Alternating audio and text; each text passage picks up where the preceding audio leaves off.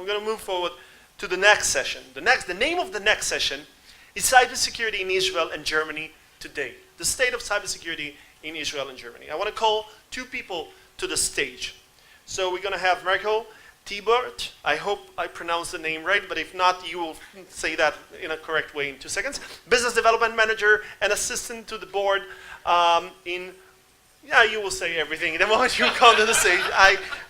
Yeah, I'm very good with those kind of things, as you can see. And Rohde, Yarom, Head of Policy Planning, Capacity Building and Strategy Division, Israel National Cyber Directorate. Please come to the stage.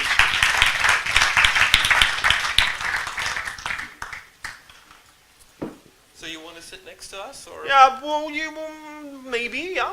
Okay. So just give me the microphone. Then you will have to share a microphone, or we will share a microphone. That's the way it's going to be. Because we have to use the microphone for the video. Okay, guys. So do you want to present yourself in 20 seconds? Tell who you are, what do you do here, and what's your day-to-day job? Yeah, start with my name. It's Marcel Taubert, and I'm working as a director for IoT at Rohde and Schwarz Cybersecurity. And on the other hand, I'm representing Eurobits. It's a European Competence Center for IT Security that's located in Bochum, in the middle of the Metropolregion Ruhr. That's what I said. My name is Yarom, and I'm Head of Policy Planning for the Strategy and Capacity Building Division at the INCD. My day-to-day focus is on long-term capacity building in Israel, that is the industrial base, academy, human manpower pool, international commercial cooperation, so that's puts it into context. Amazing. Thank you so much for being here, two of you. So we're talking about Israel and German collaboration. Would you mind giving some examples on how do we already collaborating today, and what is the most, I think, successful way of doing that?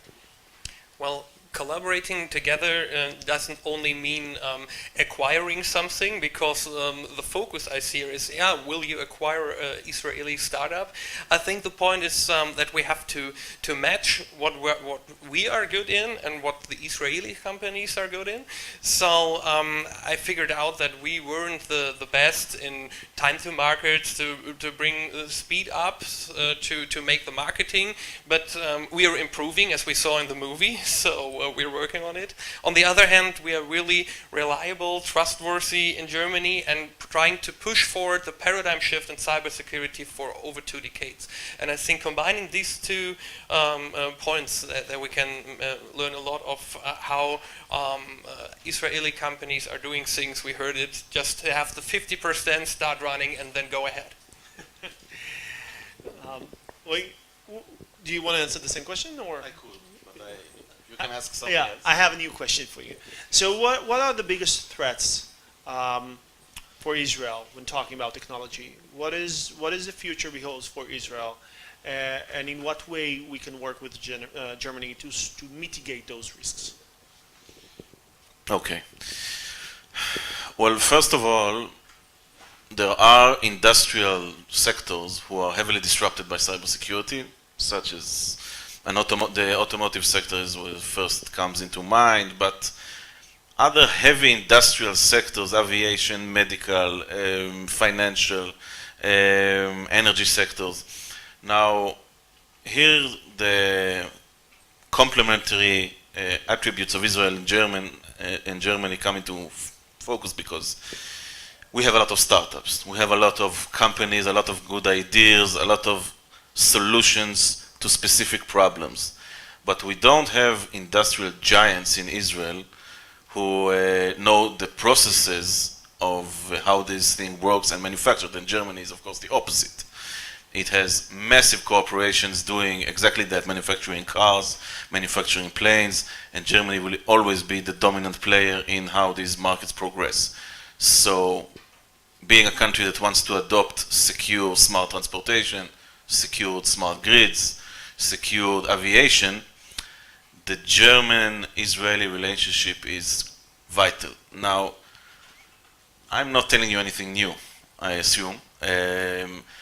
The main question is how do we implement it on a practical level? And to put it into context, I think things are going in a good direction. I see from my perspective, cybersecurity perspective, more and more German-Israeli cooperation. I see day-to-day acquirement and deals and investments, but I also see an even more interesting trend of industrial players in Germany setting up technological embassies in Israel. You can see it with there are a lot of relevant representatives in the crowds. You can see it in Deutsche Telekom, cooperation with Ben-Gurion University. You can see it in Volkswagen. You can see it in Continental. And I believe this trend will see more and more. You don't have to set up massive R&D centers. Technological embassies, bridges, who are fixed, permanent positions who keep the two ecosystems in touch. I'm seeing that more and more. I think it's a very positive trend. That's it. Perfect. Very interesting. So what are the challenges when talking about the technology future? What are the challenges for Germany? What are the big things that are about to happen in the years to come? So the challenges, they are special for Germany, but I see a rising complexity. You're talking about billions of devices that are connected to the internet, and it's getting more and more.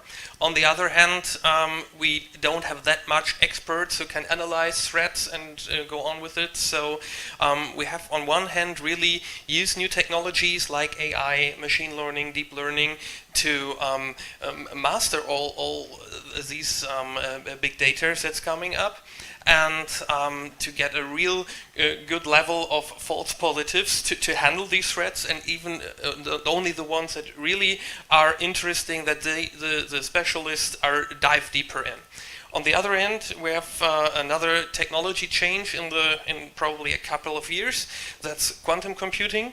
So we have to make sure that our technology now is probably quantum resistant, but we don't know how far it goes. So what we really have to do and implement is crypto agility, so that all our products are not outdated when the first quantum computer is ready, so that we can take the crypto parts and change them when we know that there are new technologies and handle it.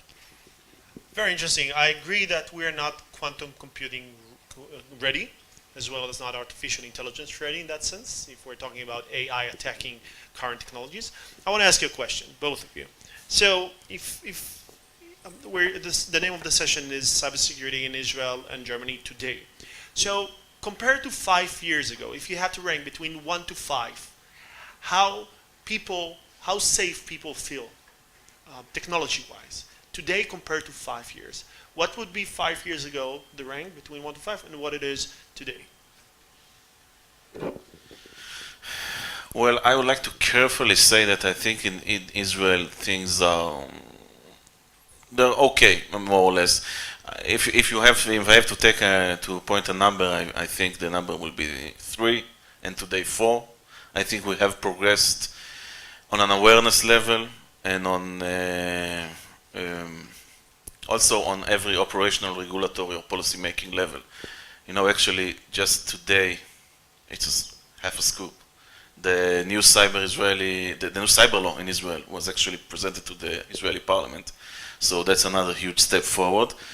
I believe that in 5 years' time, you know, that's an interesting question, because quantum disruption is maybe just a bit further away than that, but AI disruption and IoT proliferation might change the balance for the worse, unless we are mitigated effectively. So the trend might not be positive. Yeah, in fact, I can agree. I think 5 years ago, after the Snowden leaks, there came an awareness to all the people who aren't in that topic. So now I see that there is an increasing awareness. But yeah, to be honest, we have many local cybersecurity spots in Germany, but the threat awareness isn't that high as it could be. And I think that is an advantage of you here in Israel, that you have compulsory military service. So all the great guys and nerds, they have to go to the armed forces, and they learn in young years how to handle with threats and how to make a situational awareness. So we are some steps ahead. We made a cyber and information space in our armed forces last year.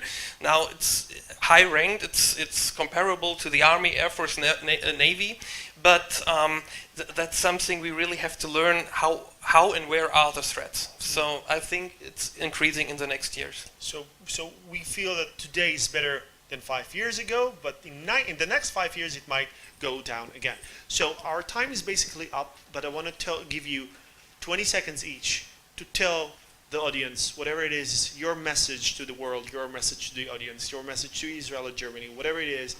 You have 20 seconds.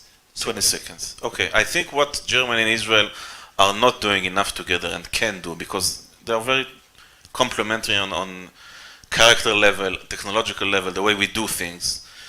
We can and should maybe try to set the standard more together regarding future trends, the future changes in smart transportation and digitization as a whole.